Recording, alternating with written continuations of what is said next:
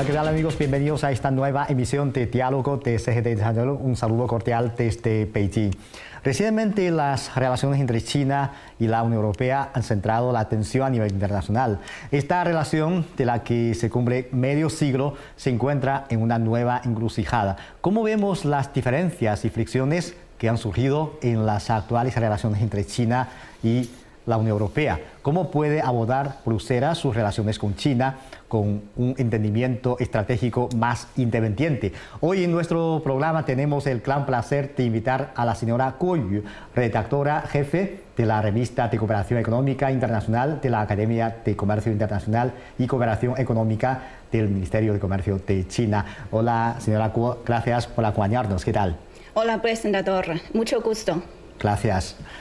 También tenemos el gran placer de contar con la presencia de nuestro comentarista de CGTN, economista y experto en relaciones internacionales, sobre todo en relaciones entre China y la Unión Europea, Luis Martín Rodríguez. Hola Luis, ¿qué tal? Hola, es un placer estar aquí con la señora Guo y contigo para compartir y para analizar este tema. Muchas gracias. Bueno, realmente el tema que vamos a abordar es muy candente, las relaciones entre China y la Unión Europea. Sin duda, a lo largo de los últimos 50 años hemos acumulado muchas experiencias de cooperación, pero ahora también existen unas diferencias y fricciones entre las dos partes. Y la primera pregunta yo quería plantear a Luis. ¿Cómo evalúa la evolución de las relaciones entre China y la Unión Europea y durante este medio siglo transcurrido? Bueno, no hay duda de que estos 50 años transcurridos del establecimiento de relaciones entre China y la entonces Comunidad Económica Europea son un hito que marca medio siglo de cooperación, de diálogo y sobre todo de desafíos compartidos. La evolución de estos lazos ha sido compleja, pero también ha sido profundamente transformadora, no solo para ambas partes, sino también para el mundo, la comunidad global en general. Nos remontamos a 50 años atrás, aquel 6 de mayo de 1975, el mundo se encontraba en plena Guerra Fría. China y la entonces Comunidad Económica Europea iniciaban un contacto diplomático en un mundo, como digo, marcado por los bloques ideológicos. Esto supuso el inicio formal de los lazos, de los vínculos bilaterales, con un enfoque inicial muy centrado sobre todo en la cooperación comercial, la cooperación técnica. Avanzando 3 años, nos encontramos en 1978, cuando se firmó el primer acuerdo comercial entre China y la Unión Europea y la Comunidad Económica Europea, que abrió paso al primer intercambio estratégico de productos industriales y energéticos, sentando así las bases de la futura cooperación económica y comercial que ha explotado en estas 5 décadas. En 2003, ambas partes acordaron elevar la relación bilateral al nivel de asociación estratégica integral. Y ya en 2008 se produjo como consecuencia, como respuesta a la crisis financiera global, el lanzamiento del diálogo económico y comercial de alto nivel China-Unión Europea, que supuso o se estableció como un mecanismo de diálogo de alto nivel para coordinar políticas económicas y fortalecer la cooperación entre ambas partes en comercio e inversión. Lo más destacable, o una de las partes más destacables de estas 5 décadas, ha sido el crecimiento exponencial de los intercambios comerciales. China es hoy el segundo mayor socio comercial del bloque de la Unión Europea en su conjunto, mientras que la Unión Europea es uno de los principales destinos de exportación para las empresas chinas. La conectividad también se ha visto fortalecida por iniciativas como la Franja y la Ruta, que han conectado infraestructuras y permiten una mayor conexión logística entre Europa y Asia Central. Pero como en toda relación madura, como siempre pasa en la vida, ha habido diferencias. Lo que es indiscutible es que en un mundo cada vez más conectado, la cooperación entre la Unión Europea y China es indispensable. Desde la lucha contra el cambio climático hasta la reforma del sistema de gobernanza global, desde estabilización de las cadenas de suministro o respuesta conjunta a pandemias o crisis financieras, el diálogo entre estos dos bloques, entre China y la Unión Europea, puede ofrecer soluciones multilaterales y debe ofrecerlas que trascienden el interés plenamente de los bloques. Efectivamente, yo creo que ha mencionado muchas experiencias valiosas y muchos éxitos en la cooperación entre China y la Unión Europea. Pero claro, ahora también tenemos que reconocer que existen diferencias, fricciones entre ambas partes. ¿Cómo ve, cómo evalúa estas fricciones? Creo que deberíamos considerar las diferencias y fricciones en la relación económica y comercial entre China y la Unión Europea de dos maneras. En marzo de 2019, la Unión Europea reposicionó sus relaciones con China en tres dimensiones, cuáles son el socio, el competidor económico y el rival institucional. Pero debido a los factores geopolíticos y otras influencias, la Unión Europea, sus políticas, sobre todo sus relaciones comerciales con China, ha destacado cada vez el lado de competidor y rival y ha debilitado el lado de socio. Guiada por esta política, la Unión Europea presiona activamente una política de desriesgo y para reducir la dependencia y los riesgos en relaciones con China, lo que ha causado un impacto considerable en las relaciones con China. Podemos ver dos ejemplos. Desde octubre de 2023, a pesar de las objeciones de las principales empresas de automóviles de los Estados miembros, la Unión Europea insistió en iniciar una investigación contra China. Y en el mismo año de 2023, las investigaciones de medidas comerciales correctivas de la Unión Europea contra China ascendieron a 9 casos, lo que representa el 75% de todas las nuevas investigaciones de medidas comerciales correctivas de la Unión Europea contra China. Y en 2024 el número llegó a 20 casos, con un aumento de 67%. Por eso es un hecho que el desarrollo de las relaciones económicas comerciales entre China y Europa ha tocado fondo. Pero también es realidad, sigue siendo muy resistentes a las relaciones. Y la asociación de Unión Europea con China no ha cambiado y la posición de comercio y economía como piedra para estabilidad no ha cambiado tampoco. Por eso podemos decir que sí que tenemos muchas necesidades mutuas e intereses comunes. Efectivamente. Luis, ¿qué observación tienes sobre este tema? También destacaría en estos años de relaciones, las fricciones que ha provocado las relaciones con países terceros. Las tensiones geopolíticas, especialmente la guerra en Ucrania, han afectado a las relaciones económicas. Destacaría yo dos, la relación de China con Rusia, la relación de Estados Unidos con la Unión Europea, sin entrar en que en los próximos años, como mencionaba, haya conflictos o haya cambios en las relaciones con potencias emergentes como India o Brasil, que obviamente afectan a la relación entre China y la Unión Europea, ya que estamos en una comunidad global en la cual las economías están muy interconectadas, entonces cualquier cambio en una relación bilateral afecta al resto de las relaciones. La posición de China como actor neutral y mediador en el conflicto en Ucrania y con una cercanía estratégica a Rusia ha generado desconfianza y tensiones en muchos sectores europeos y ciertamente ha dañado un poco la imagen que había ganado China en Europa, sobre todo debido a su actuación en la pandemia. A nivel económico, la Unión Europea también se encuentra bajo cierta presión de Estados Unidos para contrarrestar y coordinar políticas contra China, sobre todo en temas de tecnología y seguridad. Sin embargo, creo que la Unión Europea está intentando determinar o conseguir una autonomía estratégica que ahonde en su propio beneficio y no tanto ceder a unas presiones de un lado o de otro. Como decía, considero que la clave para el futuro será encontrar un equilibrio entre la cooperación económica y el respeto mutuo por las diferencias de valores, de sistemas y de posiciones y prioridades estratégicas. Ambas partes también existe este tipo de voces. Por parte de China sí, por parte de la Unión Europea también existen unas voces de buscar más cooperaciones con China para mantener mejor estabilidad del mundo. Pero por otra parte también hay unas voces en contra de esto. Entonces, hay unas opiniones que consideran que Europa necesita una como entendimiento estratégico más independiente a China.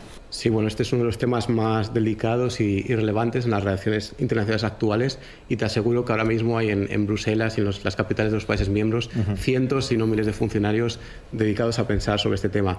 ¿Cómo puede la Unión Europea definir una política hacia China basada en sus propios intereses estratégicos sin quedar subordinada a la lógica de confrontación geopolítica que está promovida a veces por otros terceros países? La Unión Europea ha declarado reiteradamente, especialmente en los últimos años, su voluntad de actuar como un actor geopolítico independiente, y hay conceptos que se han repetido hasta extenuación en los últimos años, como la autonomía estratégica o la soberanía europea, que reflejan la aspiración no solo de Bruselas, sino también de las capitales europeas, de tener una voz propia en los asuntos internacionales clave, pero en la práctica esta autonomía se ve a veces limitada por elementos como la Alianza Transatlántica, como la OTAN, como la dependencia tecnológica y de seguridad de Estados Unidos, y más recientemente también por la creciente polaridad entre China y Estados Unidos, que obliga a muchos países a tomar partido, especialmente en temas como la tecnología, como la seguridad o como los derechos humanos. Para desarrollar una relación más estable y estratégica con la Unión Europea, con China, la Unión Europea podría incidir en varios aspectos, como distinguir claramente entre competencia, rivalidad y asociación, y flexibilizar estos conceptos. China es, no cabe duda, ya hemos repetido, que es un socio comercial clave, el mayor o el segundo mayor para la mayoría de los países europeos.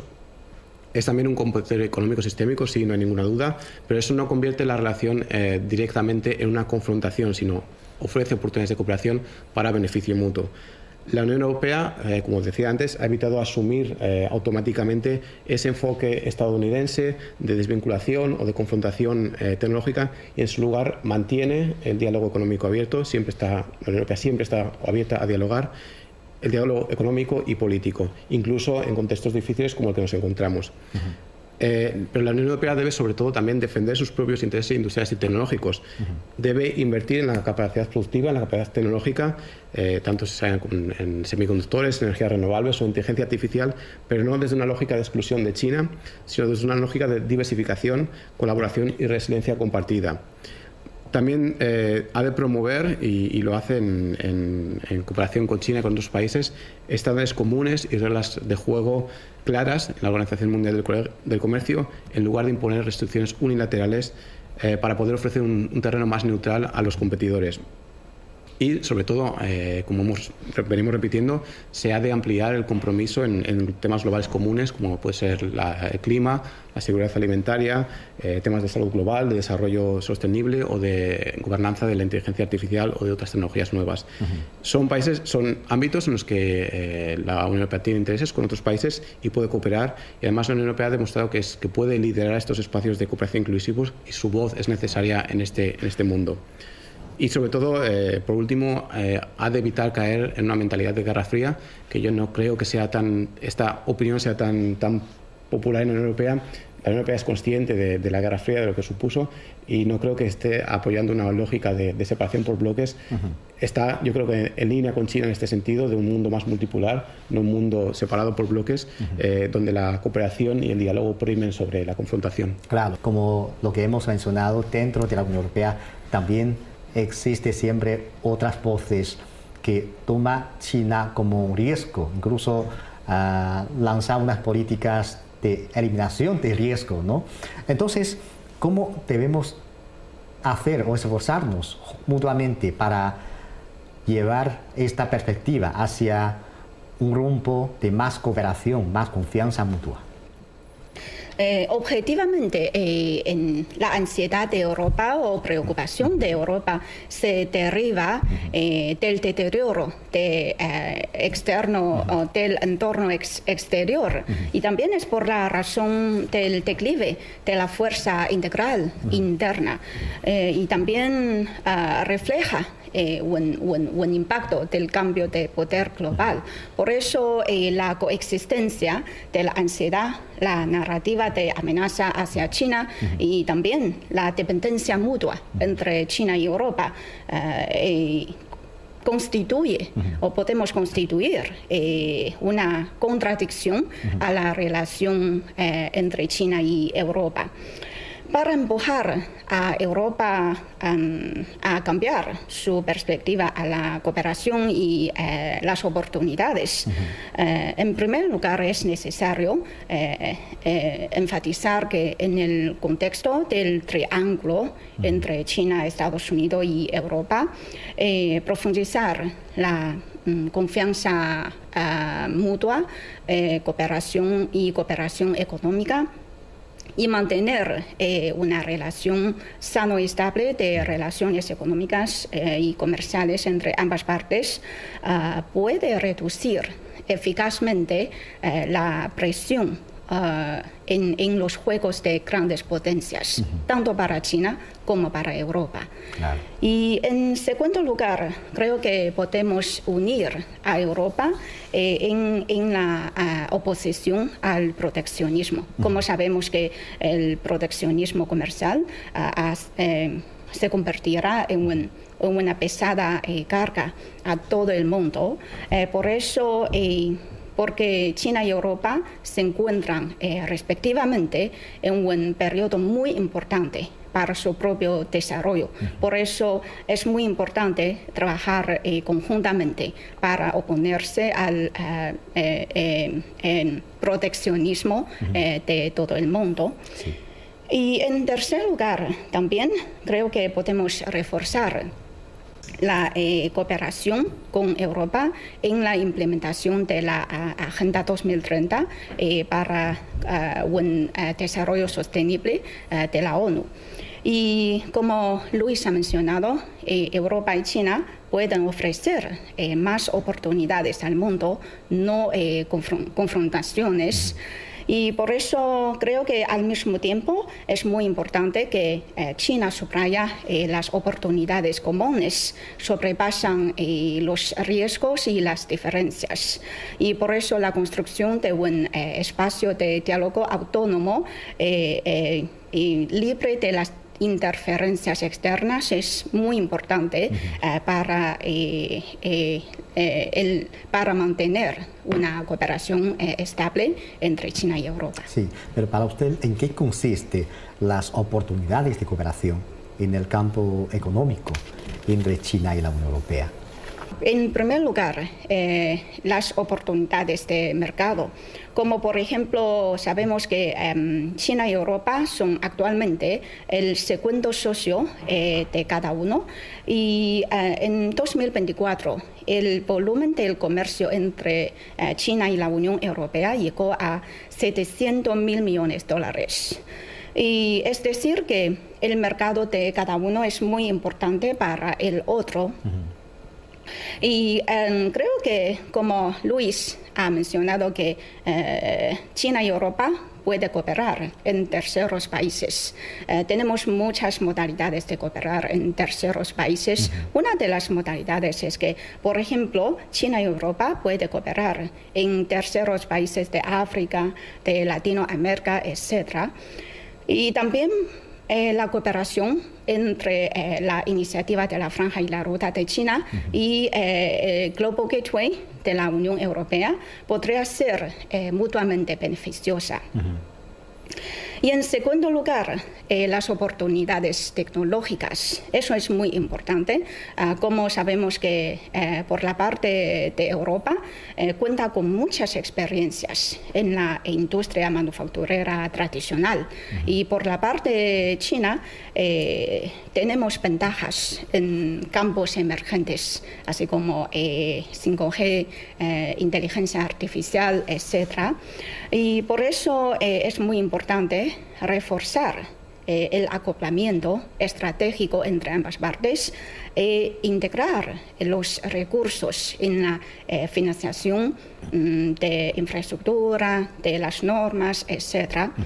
Y en tercer lugar, y también es muy importante, creo que es las oportunidades en los intercambios de talentos y formación de capacidad.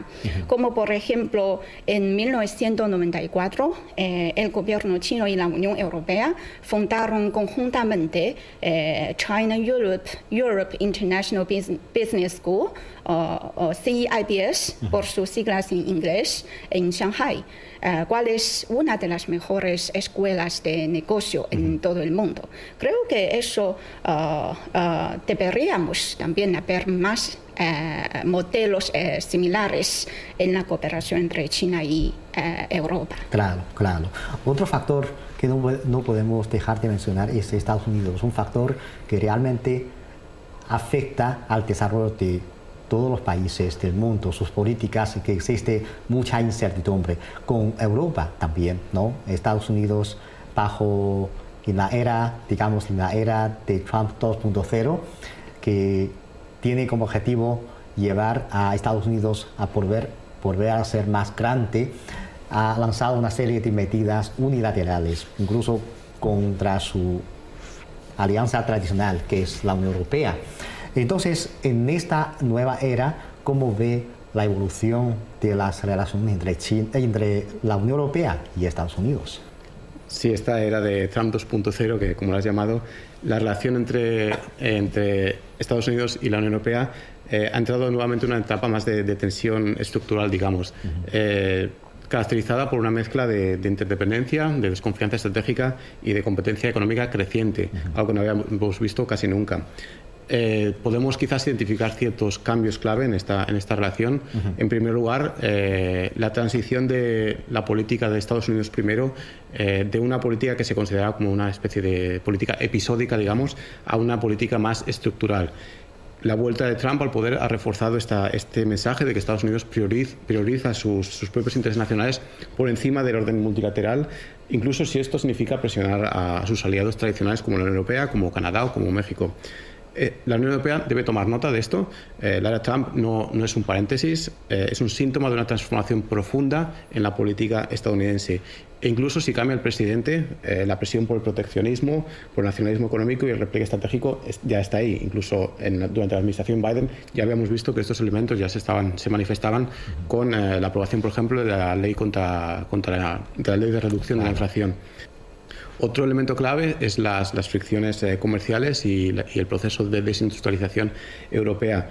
El ejemplo más claro, como mencionaba, es de esta creciente simetría transatlántica, es la ley de reducción de la inflación, que, insisto, fue establecida y aprobada durante la administración Biden, que ofrece enormes subsidios para traer subvenciones verdes a las industrias que se instalan en suelo estadounidense y para fabricantes estadounidenses. Esto ha provocado obviamente una fuga de inversiones desde Europa hacia el suelo estadounidense, amenazando una vez más con desindustrializar la industria europea. Bruselas y otras capitales europeas han acusado a Washington de llevar a cabo políticas de proteccionismo verde que son contrarias al espíritu de libre comercio que Estados Unidos tradicionalmente ha defendido hasta hace bien poco, durante décadas. Pero a partir de esto considero que esto puede ser una especie de llamada de atención a Europa. Europa debe darse cuenta de que necesita este tipo de planes y, de hecho, ya desde que se presentó la ley de reducción de la inflación, Europa ha presentado sus propios proyectos, sus propios planes, con el objetivo de desarrollar instrumentos similares para proteger la industria europea y para acometer esta transición hacia una economía más industrializada en temas de energía verde, de sostenibilidad y de innovación tecnológica. Otro aspecto clave es la divergencia en geopolítica, en temas como la OTAN, como China y la autonomía estratégica. Parecía que la guerra de Ucrania, en su inicio, reforzaba momentáneamente la unidad euroatlántica, pero parece ser que las visiones estratégicas a largo plazo no son idénticas. Y en cuanto a China, Estados Unidos impulsa claramente una política de desacoplamiento tecnológico, de contención, pero la Unión Europea, como ya hemos repetido varias veces, es mucho más cauta y ve más potencial en la cooperación, apostando no por el desacoplamiento, sino por la reducción de riesgos, sin romper completamente los lazos económicos con Beijing, ya que lo considera muy importante para su propio bienestar. Sí, claro. Ahora, digamos que China y la Unión Europea deben cooperar, sobre todo en este momento crítico del mundo, que enfrentamos mucha incertidumbre. La economía del mundo, el comercio del mundo también enfrenta riesgos. Entonces, para usted, ¿qué importancia tiene la cooperación entre China y la Unión Europea en este momento? Bueno, entender el sentimiento o significado de la cooperación entre China y Europa es muy importante para nuestro tiempo o llamado crítico. Es que siempre decimos que China y Europa son dos grandes potencias, dos grandes mercados y también dos grandes civilizaciones. Y 50 años de cooperación desde el establecimiento de las relaciones diplomáticas entre China y Europa en 1975. Supone que la importancia de la cooperación entre China y Europa no solamente en el nivel bilateral, sino que va más allá de lo mundial. Todos sabemos que a pesar de diferentes razones, la relación entre China y Europa son algo compleja, ¿no? Pero no existe un conflicto fundamental entre ambas partes. Y independientemente de cómo cambie la situación internacional, ambas partes son mucho más cooperativas que divergentes, y la dirección general de cooperación entre ambas partes no ha cambiado tampoco. Por eso creo que los 50 años de cooperación no es un punto final, sino que un nuevo punto de partida. Efectivamente. Luis, ¿qué piensa usted? Para usted, ¿qué significado tiene esta cooperación entre China y la Unión Europea para enfrentar los retos que estamos enfrentando, como el cambio climático, la gobernanza de inteligencia artificial, así como fomentar el multilateralismo, ¿no? Mencionábamos el cambio climático. China y la Unión Europea son los dos mayores emisores de gases de efecto invernadero del mundo, por lo que su compromiso conjunto es lo que puede avanzar para lograr los objetivos del Acuerdo de París y otros acuerdos ambientales a nivel internacional. Si ambos coordinan sus políticas, pueden marcar un ejemplo global que incentive a otros países a seguir su camino, facilitando así temas como las transferencias tecnológicas, el financiamiento verde y una regulación ambiental armonizada a nivel global. Ambos bloques han participado activamente en la conferencia de las partes de la Convención Marco de la ONU sobre el Cambio Climático, la famosa COP, impulsando compromisos de reducción de emisiones y el fortalecimiento de una cooperación internacional en tecnologías verdes. En el caso de la inteligencia artificial, que también es un caso de actualidad y muy relevante, hace poco el think tank europeo Bruegel publicaba un estudio que destacaba la creciente complementariedad tecnológica entre China y la Unión Europea en inteligencia artificial, señalando que China aportaba un volumen ingente de datos y un desarrollo rápido de tecnología, mientras que Europa, la Unión Europea, ofrecía unos marcos regulatorios muy robustos y una experiencia muy valiosa en temas como la ética digital. Entonces creo que ambos pueden aprovecharse, pueden crear sinergias aprovechándose de los puntos fuertes del otro para redundar en beneficios no solo de los dos, como he dicho, sino de todo el mundo. Yo creo que el significado de cooperación entre estos ámbitos puede tener dos vertientes. Primero, demuestra que la confrontación entre grandes potencias, la cooperación entre grandes potencias es posible y necesaria, superando esta lógica de confrontación y de bloques rígidos, y esto ayuda a mantener la estabilidad y el orden internacional, evitando tensiones que puedan escalar en conflicto. Y segundo, también establece, sobre todo, y esto es muy importante, un modelo para otras regiones, para que otras regiones y países se unan en estos esfuerzos colectivos, construyendo un sistema global más equitativo y más justo. Sí, claro.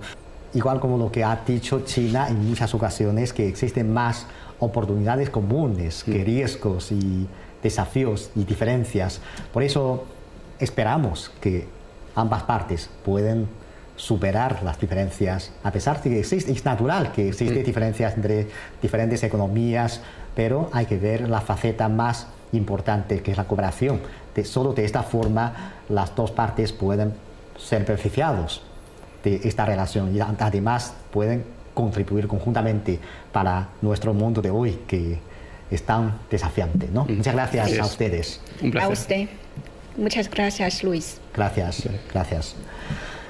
Bueno, amigos, así concluimos esta emisión de Diálogo. Gracias por sintonizarnos y les invitamos a continuar disfrutando de los programas de CGD en español. Hasta la próxima emisión.